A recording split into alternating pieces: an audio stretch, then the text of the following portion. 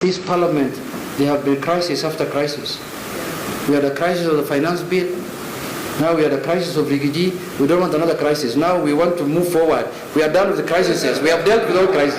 We don't want another crisis now. To achieve energy security, investment in energy infrastructure must be prioritized. In view of this, we look forward to engaging with the ministry in the course of this retreat so as to learn more about this critical role in energy security and infrastructure. Whenever you have a cabinet secretary who you oversight appear in the house, part of your oversight role as a chair is to make sure that you come and hold that cabinet secretary to account. And I say that with the Honorable Pio and I here because he has been the leader of minority, holding people to account. Now it is his time to be held to account. And when he comes, I would expect that the Honorable Aramat, Honorable Kawai and members of the Energy Committee, you will be there because you will be interacting with the CS and the PS more often than anybody else to hold them to account and oversight. That is a time to offer real and meaningful oversight. And indeed, when we change our standing orders to allow the cabinet secretaries to appear before the House to answer to questions and statements, the intent was basically to reaffirm our constitutional mandate as a House that oversights these cabinet secretaries. And as Honorable Junet said in passing, the House that can also impeach them. And you've seen we have really done well in that respect. Therefore, let notice be served, not to the one who is here, but to all of them that should you not up your game. The season is here, as Junet says. We lost the finance bill and lost very many good proposals that were in that finance bill because of negative publicity, because of poor communication, and that is part of the reevaluation and reflection we need to do as a House collectively. How else can we communicate better? Besides what we have said, what the clerk and the leader of minority have said that we need to do to engage with the bills ourselves as leaders and be able to articulate better what is contained in this bill so that you're not confronted by members of the fourth estate with questions as to what is contained in bills or even in social media platforms. Honorable Speaker, I remember during the finance bill. This session we're also going to have some listening to Honorable Wandai and his team about energy. You know, this country is suffering from very serious energy stress. I keep on calling Alex here. Those of us who come from the West, Wamboka, Milemba, Amisi, Wanjala and others, I think we suffer more than any other part of the country in power outages and power dips.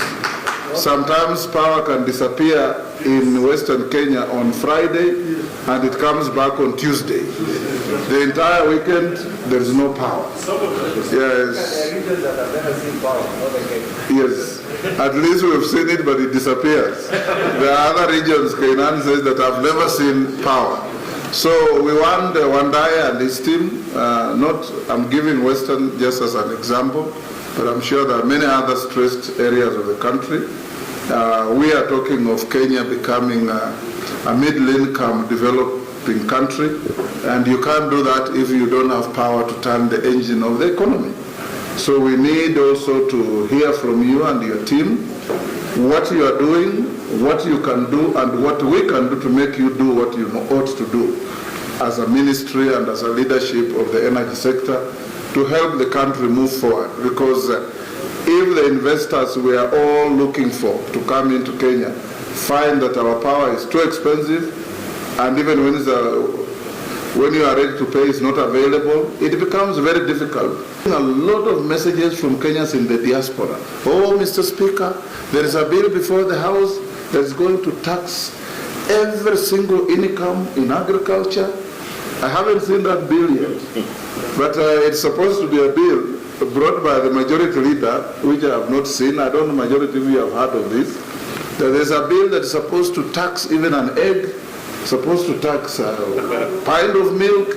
You know, as leaders, don't let this propaganda run ahead of you, because there's no such bill as far as I know.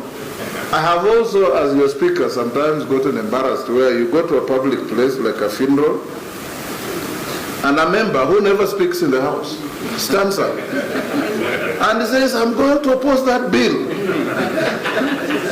and says all manner of things. When the bill comes, you don't even see the member in the house to speak to the bill that he was opposing at a funeral.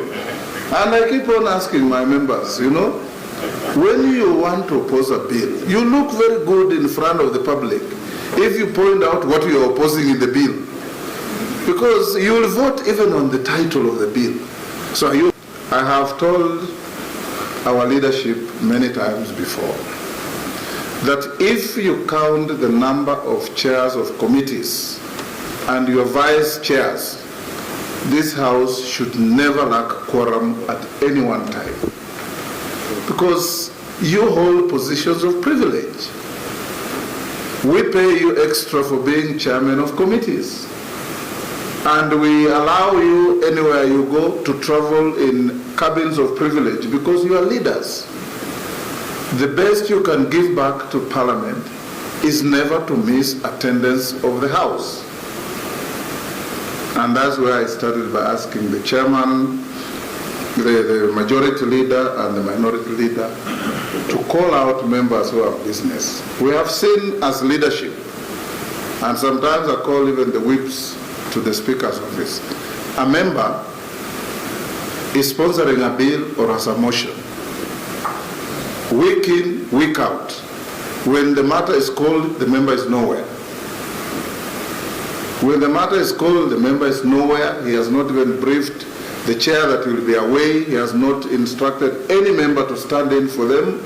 I think as leadership, we probably will have to reach some agreements that so that we are not continuing to pile work for non-existent or non-appearing prosecutors of their work. That if you appear on the order paper 2-3 times and you are nowhere to prosecute your agenda, we drop it. So that we don't continue piling work. So that you go and if you are sponsored by teachers to bring a matter to the house, you go and face those who sponsored you out there and explain why you are not in the house when your matter was called.